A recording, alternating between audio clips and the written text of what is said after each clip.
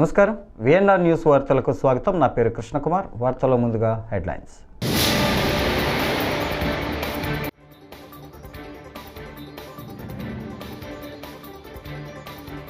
మాఘ పూర్ణిమ special, కుంభమేళాలో పూల వర్షం.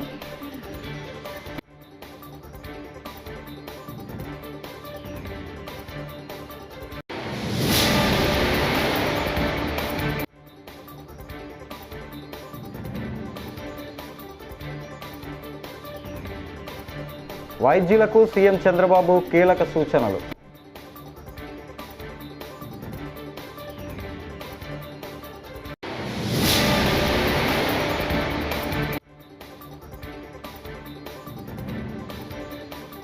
దక్షిణాది రాష్ట్రాల్లోని పుణ్యక్షేత్రాల సందర్శనకు బయలుదేరిన పవన్ కళ్యాణ్ కేరళలోని అగస్త్య ఆలయం సందర్శన.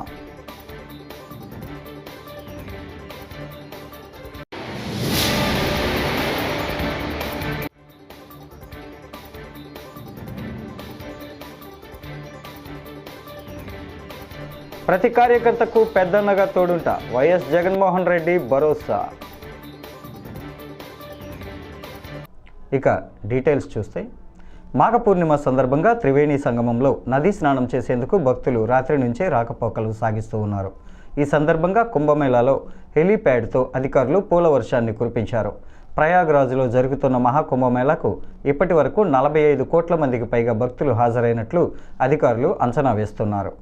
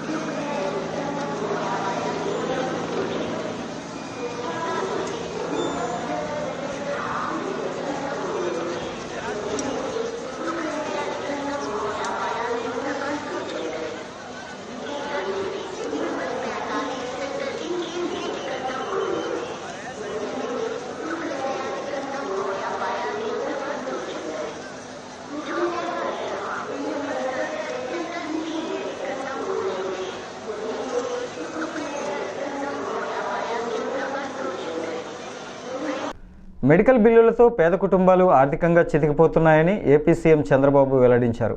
వైద్య ఖర్చులు తగ్గాల్సిన అవసరం ఉందని తెలిపారు. వైద్యులకు హాస్పిటల్స్ అభివృద్ధి ఎంత ముఖ్యమో సమాజ సేవ కూడా అంతే ముఖ్యం. అనవసరంగా హాస్పిటల్లో ఉంచి రూమ్ బిల్లులు వసూలు చేసే విధానం మారాలి. అవసరమైతేనే హాస్పిటల్కు పేషెంట్ను తరలించే పరిస్థితి రావాలి. ఇలా అన్ని రకాలుగా ఆలోచించి వైద్య ఖర్చులు తగ్గించాలి అని సీఎం సూచించారు. ప్రభుత్వంలో కూడా మొత్తం డేటా తీసుకున్న తర్వాత మెడికల్ కాస్ట్ ఎట్ట తగ్గించాలని ఆలోచిస్తున్నాం. ఈ రోజు పేద కుటుంబాలన్నీ చితికిపోతున్నాయి. ఓసారి బాధేస్తుంది.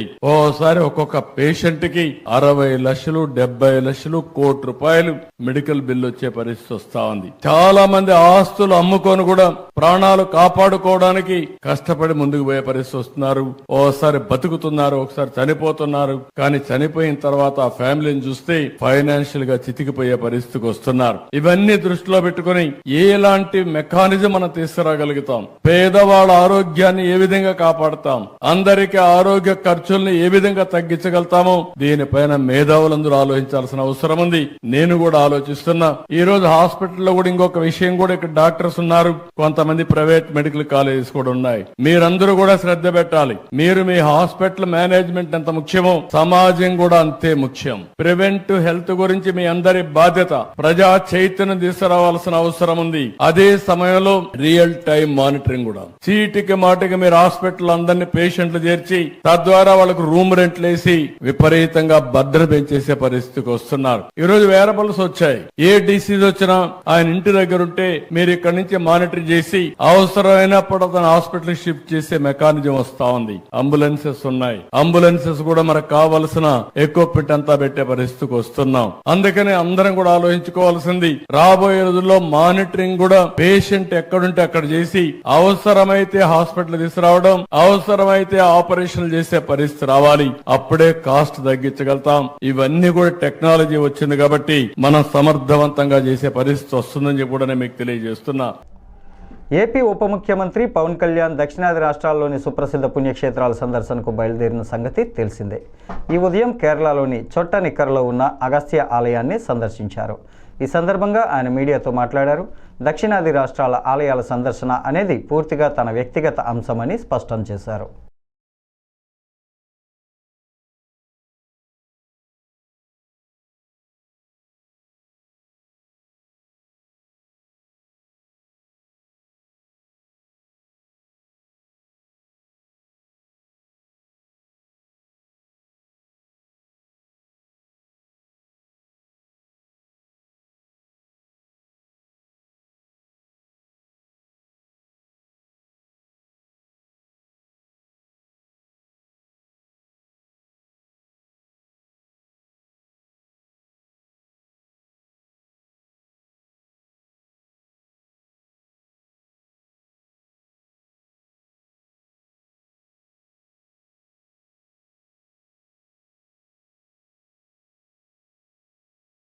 For Kerala, when I was keen, I used to come for Shabarimala, and for certain Ayurvedic treatment I used to come. I had a great passion for Kerala when I was sick, but I didn't have the money then to, that kind of money to come here and learn, and I regret that. That's why I know there's a great Siddhartha system is there. Is this purely a pilgrim visit? Yeah, it is purely pilgrimage, and coming here to Agastya Ashram, I have a lot of spinal injuries. I have a whiplash injury, and it is causing a lot of numbness and some issues are there. So I extended as a kind of to seek a medical advisor. Okay. But this is predominantly I'm going for this is the last 4.5 years I've been thinking to come to this part of Kerala and Tamil Nadu to visit all Murugan temples and Agastya Ashram and Parshrama Ashram to pay my respects and to seek blessing. Even though this is a pilgrim visit, many say that as part of a BJP South campaign for the upcoming constituent elections. Is this true? No. No. Maybe it might be read like that, but actually it is not. Okay, now I want to say that there's a Tirupati Laddu issue. No? Many devotees are from going to Tirupati on a daily basis, and 4 of are arrested by the SIT team. So, what do you want to say to the devotees that is going to Tirupati from Kerala? ప్రతి కార్యకర్తకు పెద్దన్నగా తోడుగా ఉంటానని వైఎస్ఆర్సీపీ అధ్యక్షుడు YS Jaganmohan Reddy భరోసా ఇచ్చారు. ప్రజలకు ఇచ్చిన మాటను గాలికి వదిలేసిన చంద్రబాబు ప్రభుత్వానికి రాబోయే రోజుల్లో దారుణమైన పరిస్థితులు తప్పవని, రాబోయేది వైఎస్ జగన్ 2.0 పాలనే అంటూ ఉద్ఘాటించారు. ఉమ్మడి గుంటూరు జిల్లాలో వైఎస్ఆర్ కాంగ్రెస్ పార్టీకి చెందిన ఎంపీటీసీలు, జెడ్పీటీసీలు, మున్సిపల్ చైర్పర్సన్లు, ఇతర స్థానిక సంస్థల ప్రజాప్రతినిధులు, పార్టీ నేతలతో తాడేపల్లిలోని క్యాంపు కార్యాలయంలో బుధవారం వైఎస్ జగన్ సమావేశమయ్యారు. కాదు లేదు ఇది సాధ్యం అవుతుంది అని చెప్పి చరిత్ర మార్చిన పాలన చూపించగలిగిన పాలన ఎక్కడైనా జరిగింది అని అంటే అది వైఎస్ఆర్ కాంగ్రెస్ పార్టీ పాలనలోనే మాత్రమే జరిగిందని చెప్తాను. ఈరోజు పరిస్థితి ఏమిటి అని చెప్పి ఒక్కసారి చూస్తే నేను చెప్పిన ప్రతి అంశంలో కూడా ఒకవైపున సూపర్ 6 గాలికి ఎగిరిపోయింది, సూపర్ 7 గాలికి ఎగిరిపోయింది, ఎన్నికలప్పుడు చెప్పిన మేనిఫెస్టో చెత్తబుట్టలోకి వెళ్ళిపోయింది, ప్రజలకు ఇచ్చిన మాటలు మోసాలుగా తేలిపోయాయి. మరోవైపున వ్యవస్థలన్నీ కూడా ఇప్పుడు నేను చెప్పిన వ్యవస్థలన్నీ కూడా విద్య, వైద్యం, వ్యవసాయం, గవర్నెన్స్ అన్ని వ్యవస్థలు కూడా తిరోగమనంలో కనిపిస్తూ ఉన్నాయి. కేవలం ఒకే ఒక వ్యక్తి మారాడు ముఖ్యమంత్రి, ఒకే ఒక పార్టీ మారింది, వైఎస్ఆర్సీపీ పక్కకు పోయి టీడీపీ వచ్చింది. తేడా అంతే. ప్రతి వ్యవస్థ తిరోగమనం, ప్రజలకు అంతవరకు అందుతూ ఉన్న ప్రతి పథకం రద్దు, వీళ్ళు చేస్తామన్న ప్రతి పథకము మోసం, అబద్ధం. కేవలం 9 నెలల కాలంలోనే ఇవన్నీ మన కళ్ళ ఎదుటే ఇవాళ కనిపిస్తూ ఉన్న పరిస్థితులు.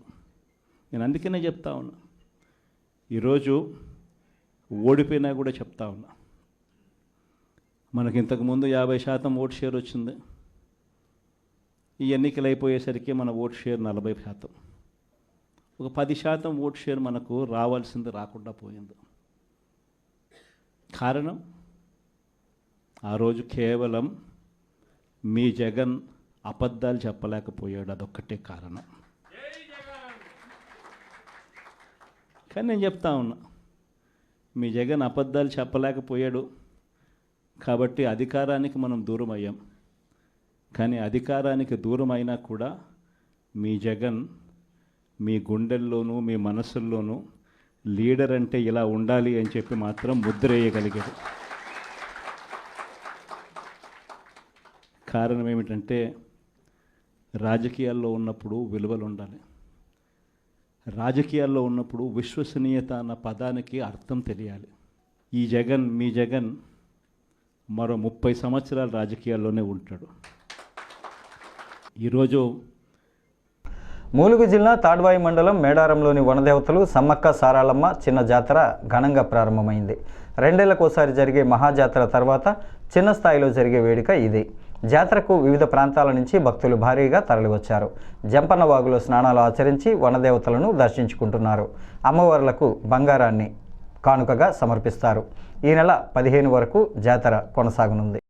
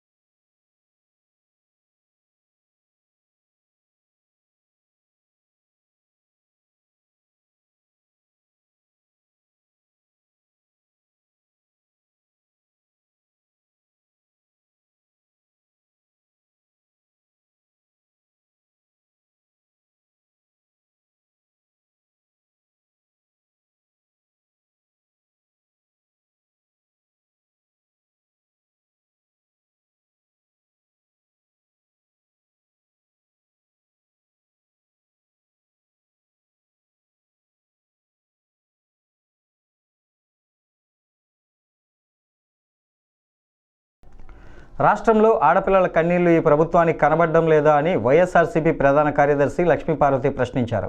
చంద్రబాబు చేసేది రాజకీయం కాదని బ్రోకరిజం అంటూ ఆమె మండిపడ్డారు. ఆడపిల్లల కన్నీళ్లు ఈ ప్రభుత్వానికి కనపడటం లేదని దుయ్యబట్టారు. బుధవారం లక్ష్మీపార్వతి మీడియా సమావేశంలో మాట్లాడారు. ఇంకా కూడా ఇక్కడ పోలీస్ వ్యవస్థను ఆంధ్ర రాష్ట్రంలో నడిపే వాళ్ళంతా కూడా చాలా యుగ పురుషులుగా మంచి వాళ్ళుగా కీర్తించబడితే, రెండో వైపున కంసుడు, రావణాసురుడు, తర్వాత హిరణ్యకశిపుడు, హిరణ్యాక్షుడు ఇలాంటి వాళ్ళంతా కూడా చెడ్డవాళ్ళు. వాళ్ళు చరిత్రలోనే ఉన్నారు. వీళ్ళున్నంత వరకు వాళ్ళు ఉంటారు. అట్లాగే ఇక్కడ కూడా ఎన్టీఆర్ గారు, అదేవిధంగా రాజశేఖర రెడ్డి గారు, జగన్ గారు మంచి పాలకులుగా వీళ్ళు చరిత్రలో ఉంటే, ఇటువైపు చంద్రబాబు నాయుడు, ఆయన కూటమి వీళ్ళంతా కూడా చరిత్రలో వాళ్ళు ఉంటారు చెడ్డ పాలకులుగా. ఈరోజు ఒక్కసారి అసలు వాళ్ళకి కనీసం మనుషులమేగా, మనందరం కూడా మానవులుగానే పుట్టాం కదా, మనుషులుగా పుట్టి అందులో మీ అదృష్టం కొద్దీ మీకు అధికారం చేతిలోకి వచ్చింది. అధికారం వచ్చిన వాళ్ళు మరింత జాగ్రత్తగా ప్రజల్ని ఎంత మంచిగా చూసుకోవాలండి. ఆ బాధ్యత మర్చిపోయి ఇష్టం వచ్చినట్టు ఒక పిల్లవాడి చేతికి ఒప్పజెప్పేసి నీ ఇష్టం వచ్చినట్టు నువ్వు ఈ రాష్ట్రాన్ని నడిపించు అంటే ఏమీ తెలియనటువంటి వాడి ఇష్టం వచ్చినట్టుగా పిచ్చోడి చేతిలో రాయిలాగా ఎట్లా పడితే అట్లా ఆర్డర్లు ఇస్తూ ఈ విధంగా ఇంత దారుణంగా అమానుషంగా ప్రత్యర్థుల మీద అంటే ప్రతిపక్ష పార్టీల కార్యకర్తల మీద వాళ్ళ ఇళ్ల మీద వాళ్ళ దాడులు ఏంటండి. అదేవిధంగా ఎంతమందిని పబ్లిక్ గా హత్య చేసినా కూడా వాళ్ళ మీద కేసులు లేవు. ఆత్మహత్యలకు ఎంతమందిని పురికొల్పారు. సరే, ఈ విషయాన్ని పక్కన పెడితే ఇది ఒక పరిపాలనేనా? ప్రజాస్వామ్య వ్యవస్థలో బాబు గారు నేను చాలా సూటిగా అడుగుతున్నాను చంద్రబాబుని, ఏమండి బాబు గారు మీరు ఎక్కడి నుంచి వచ్చారండి? ఎన్టీఆర్ గారు అల్లుడుగానే కదా వచ్చారు. ఎన్టీఆర్ గారు ఇప్పటికి కూడా సువర్ణాక్షరాలతో నిలబెట్టుకోదగినటువంటి ఒక మంచి పరిపాలన అందించారనే కదా ఇప్పటికీ ఆయన కోట్లాది మంది అభిమానులు నీరాజనాలు వెలుగుతున్నారు. మరి మీరు పోతే మిమ్మల్ని ఎవరన్నా అనుకునే వాళ్ళు ఉన్నారండి? మీ కనీసం మీ పీడ పోయింది అనుకునే వాళ్లే తప్ప ఎవరో ఇక కొద్ది మంది మాత్రం మీ వల్ల లబ్ధి పొందినో మీ బినామీలు వాళ్ళు బాధపడతారేమో గాని మరి ఎవరు కూడా మీ గురించి బాధపడే ప్రశ్న లేదండి. నేను ఒక్కటే అడుగుతున్నాను, మీకు 75 ఏళ్లు దాటిపోయి 76 ఏళ్లు వచ్చాయి. మరి అదేవిధంగా మీ ఆరోగ్యం కూడా ఏం బాగాలేదు. ఇది మీకు లాస్ట్ అధికారం అండి. ఈ చివరి అధికారంలో చివరిలో ఉన్నారు, వయసులో కూడా చివరిలో ఉన్నారు, ఒక అస్తమయ దిశలో ఉన్నారు. ఇలాంటప్పుడైనా సరే కొంచెం జ్ఞానం అండి, జ్ఞానం కలిగి నాకు మళ్ళీ భగవంతుడు ఒక అవకాశం ఇచ్చాడు పరిపాలించడానికి. ఈ నటుడు విశ్వక్సేన్ మోపిదేవిలోని శ్రీ వల్లీ దేవసేన సమేత శ్రీ సుబ్రహ్మణ్యేశ్వర స్వామిని మంగళవారం దర్శించుకున్నారు. స్వామివారికి ప్రత్యేక పూజలు నిర్వహించారు. మచిలీపట్నం ఎంపీ వల్లభనేని బాలశౌరి కుమారుడు వల్లభనేని అనుదీప్ విశ్వక్ వెంట ఉన్నారు. లైలా సినిమాలో పొలిటికల్ అంశాలేవీ లేవని వెల్లడించారు. సినిమా ఖచ్చితంగా అందరికీ నచ్చుతుందని ఆశాభావాన్ని వ్యక్తం చేశారు.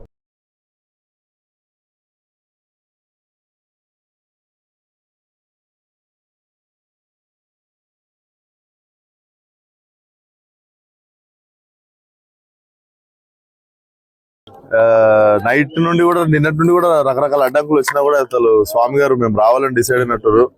సో బ్రహ్మాండమైన దర్శనం జరిగింది and definitely very powerful temple అని తెలుసు నాకు. సో రిలీజ్ కూడా మాకు ఏమి కొంచెం అడ్డంకులు అటు ఇటు అయినా కూడా I think god is with us. మేము కష్టపడ్డ వాళ్ళకి ఏం జరగాలో అదే జరుగుతుంది అనుకుంటున్నాం. మేము హానెస్ట్ గా సినిమా తీసినాము. సో బయట ఏ ఇష్యూ జరిగినా I don't think so anything will stop the film.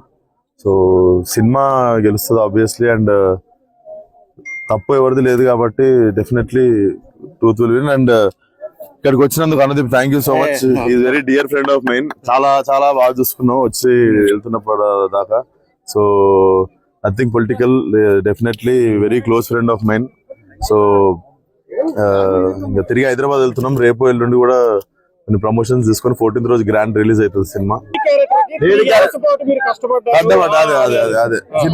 సినిమాలో కనిపించేది గడ్డం పావు అమ్మాయి గెటప్. అది చెప్పినాం కదా నిన్న, దానికి ప్రెస్ మీట్ పెట్టి ఆల్రెడీ ఇచ్చాం కదా. లేదు అసలు లేదు, అది నిన్న క్లియర్ గా నేను మెన్షన్ చేశాను. అవును, నిన్న స్పందించిన సార్ దానికి. డెఫినెట్లీ అది మా బాధ్యత కాదు. ఎవరు మాట్లాడినా కూడా సినిమాలో 1000 మంది పనిచేస్తారు. పలానోళ్ళు వాళ్ళ పదజాలన అనేది మా రెస్పాన్సిబిలిటీ కాదు. అండ్ డెఫినెట్లీ జనాలు కూడా అది అర్థం చేసుకుంటారు. అందరికి కూడా తెలుసు that is not our problem and that is not our thing. But still we apologised. So I don't think so anything will stop the release. బ్రహ్మాండంగా మీ స్ట్రెస్ అంతా పక్కన పెట్టి నవ్వుకోనికే బ్రహ్మాండమైన సినిమా. అండ్ యూత్, ఎస్పెషల్లీ యూత్ అందరు కలిసి ఒక 2.5 గంటలు థియేటర్. సంజీవయ్య జయంతి ఫిబ్రవరి 14 సందర్భంగా కర్నూలు జిల్లాను సంజీవయ్య జిల్లాగా పేరు పెట్టాలని కాంగ్రెస్ నేత V Hanumantharao AP CM Chandrababu, deputy CM Pawan కళ్యాణ్లను రిక్వెస్ట్ చేశారు. స్మృతివనం కట్టిస్తే ప్రభుత్వానికి మంచి పేరు వస్తుందని సూచించారు. ఉన్నత పదవుల్లో ఉన్న తనకంటూ ఆస్తులు సంపాదించుకోలేని వ్యక్తి దామోదరం సంజీవయ్య అని ఆయన అన్నారు. తన ఉద్దేశంలో అంబేద్కర్ తర్వాత అంత గొప్ప వ్యక్తి సంజీవయ్య అని విహెచ్ పేర్కొన్నారు. అంబేద్కర్ తర్వాత నా ఉద్దేశంలో ఆ తూచా తప్పకుండా అమలు చేసి ప్రజల పక్షాన ఉండి ఎలాంటి ఆదాయం లేకుండా ఎలాంటి డబ్బు సంపాదించినటువంటి ఏకైక వ్యక్తి, సొంత ఇల్లు లేదు కాబట్టి ఆయన సంజీవయ్య స్మృతి భవన్ కట్టి మనం కోరుతున్నా.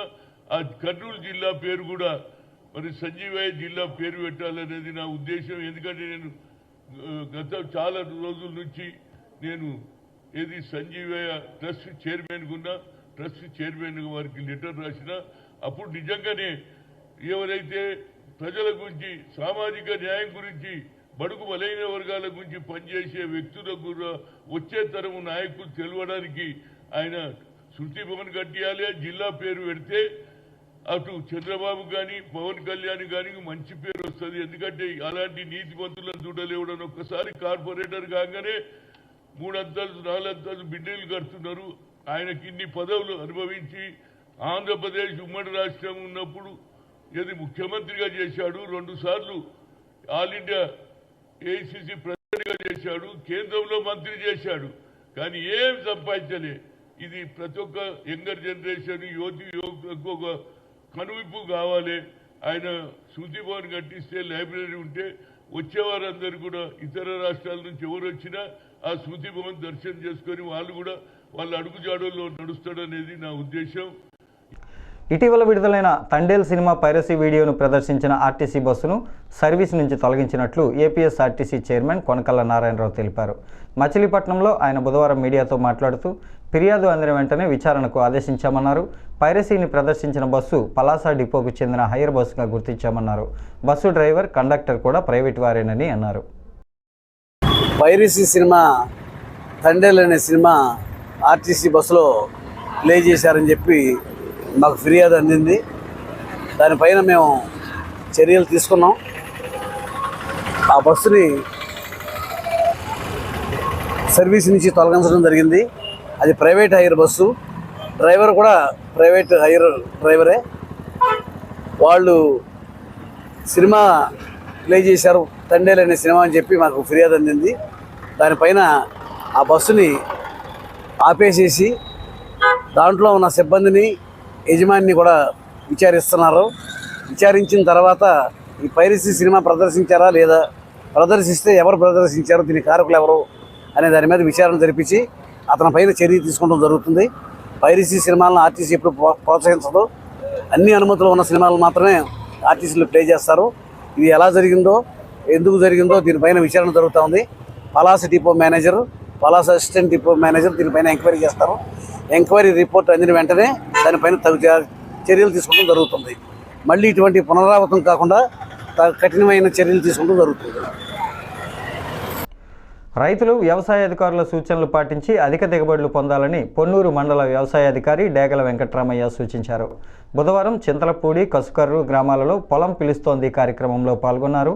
చివరి దశలో ఉన్న మొక్కజొన్న పంటకు యూరియా ఎకరాకు 50 కేజీలు, పొటాష్ 25 కేజీలు వేయాలని సూచించారు. మొక్కజొన్న పంటపై వివిధ యాజమాన్య పద్ధతులను ఆయన వివరించారు. నమస్కారం. ఈరోజు పొన్నూరు మండలంలో చింతలపూడి మరియు కసుకరు గ్రామాలలో పొలం పిలుస్తుంది కార్యక్రమం నిర్వహించడం జరిగింది. మరి ఈ 2 గ్రామాలలో ఎక్కువగా ఉన్నటువంటి మొక్కజొన్న వేరు కంపెనీల హైబ్రిడ్లన్నీ కూడాను క్షేత్రంలో కనిపిస్తూ ఉన్నాయి. ప్రస్తుతం పైరు మొక్కజొన్న అంతా కూడా దాసరిన్ను బయటకు వచ్చే పరిస్థితి ఉంది. కాబట్టి రైతాంగం అందరూ కూడా ఈ సమయంలో యూరియా, పొటాష్ అనేది ఖచ్చితంగా మొక్క దగ్గరగా వేయాలి. ఒక ఎకరానికి వచ్చి 50 కిలోల దాకా యూరియా, 25 కిలోల దాకా పొటాషియం కలుపుకొని మొక్క మొదల దగ్గరకు వేసినట్లయితే కండె బాగా పొడవుగా రావడం, అలాగే మందంగా రావడం మూలంగా వరుసల సంఖ్య, అలాగే ఒక వరుసకు ఉండాల్సిన గింజల సంఖ్య పెరగడానికి ఇది మంచి టైం. కనుక అందరూ కూడా 60-65 రోజుల టైంలో ఈ పీచు మొదలవుతుంది. కాబట్టి కరెక్ట్గా ఆ టైంలో యూరియా, పొటాష్ని మొక్క దగ్గరగా అందించినట్లయితే మంచి దిగుబడి సాధించడానికి అవకాశం ఉంటుంది. అలాగే మరి మొక్కజొన్నలో ఇప్పుడు ప్రస్తుతానికి ఒక పేనుబంక కొద్దిగా కనిపిస్తూ ఉంది. అది కూడా ఆర్థిక నష్టస్థాయి పరిమితి మించి అయితే లేదు.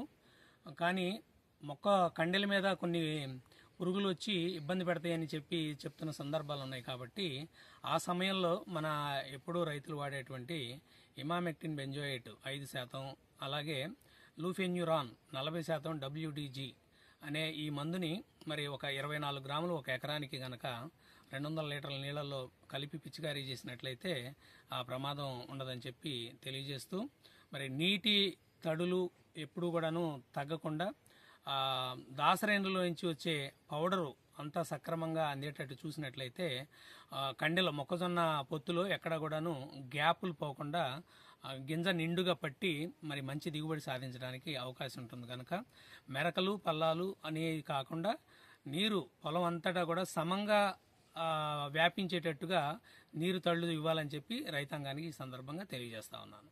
అలాగే జిల్లాలోని ప్రధాన రహదారులపై సీసీ కెమెరాలను ఏర్పాటు చేయాలని విజయనగరం జిల్లా కలెక్టర్ డాక్టర్ బిఆర్ అంబేద్కర్ ఆదేశించారు. అన్ని మండల కేంద్రాలు, మున్సిపాలిటీలు, మేజర్ పంచాయతీలు జాతీయ రహదారిపై ముందుగా కెమెరాలను ఏర్పాటు చేయాలని సూచించారు. హిట్ అండ్ రన్ జిల్లా స్థాయి పర్యవేక్షణ కమిటీ సమావేశం కలెక్టర్ ఛాంబర్లో బుధవారం నిర్వహించారు. వాడు 137, 138 ఈ ఎంబీఐలు ఉన్నాయి సార్. అదేంటి సరే వాడు ఇమీడియట్ రెస్క్యూ చేసి హాస్పిటల్ తీసుకెళ్లి ఫస్ట్ ఎయిడ్ అవన్నీ చేయించాలి సార్. వాళ్ళు చేపిస్తే కేసు అవుతుందని చెప్పి వాళ్ళు ఎవరు లేకపోవడం చూసి పారిపోతారు. పారిపోయి డిటెక్ట్ అవ్వకపోతే అది కొంతకాలం చూసి అన్ని ఎఫర్ట్స్ అన్ని సిస్టమేటిక్ ఎఫర్ట్స్ అంటే ఇది 2000 రెండు విక్టిమ్ ఎవరైతే ఉన్నారో వాళ్ళ నెంబర్ కానీ టైప్ ఆఫ్ వెహికల్ కానీ చెప్పలేకపోవడం. మూడోది ఏంటంటే డెత్ కేసులో ఓన్లీ డెత్ పర్సన్ ఉండి ఆ వెహికల్ అట్లీస్ట్ విట్నెస్ మనకి లేక ఐదర్ టైప్ ఆఫ్ వెహికల్ కూడా లేకపోతే మనకి సీసీ కెమెరాస్ మనం మ్యాచ్ చేసుకోలేము సార్. అలా చేయలేకపోతేనే మనం చేయలేకపోతున్నాం. ఇవన్నీ పాత కేసులు కాబట్టి ఉన్నాయి సార్. కాకపోతే ఏరియాస్ మనకి కవర్ అయిన ఏరియాస్ తక్కువ. అంటే మనకి లేదు సార్ అలా ఉండదు. ఎందుకంటే అప్పటికి ఇటువంటి రకంలో మనీ నెక్స్ట్ టైం ఎందుకు ఈ కోణం ఆలోచించరు. సీసీ కెమెరా ఉంటే ఓకే దొరికేస్తారు. ఒక సీసీ కెమెరా దొరకలేని ప్లేస్ అనుకో ఈ యాంగిల్లో ఆలోచించరు వాళ్ళు. మీరు ఎస్టిమేట్స్ ఏం చేస్తారండి? ప్రాబ్లమ్స్ అయితే ఉన్నాయి. పొలిటికల్ డ్రైవర్స్ ఈ దృష్టి ఆలోచించాలి. మనిషిని బట్టి ఆడున్న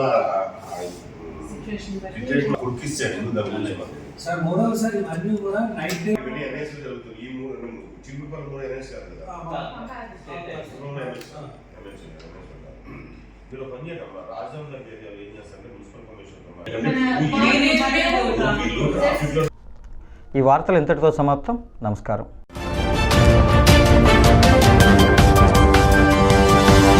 Thank you.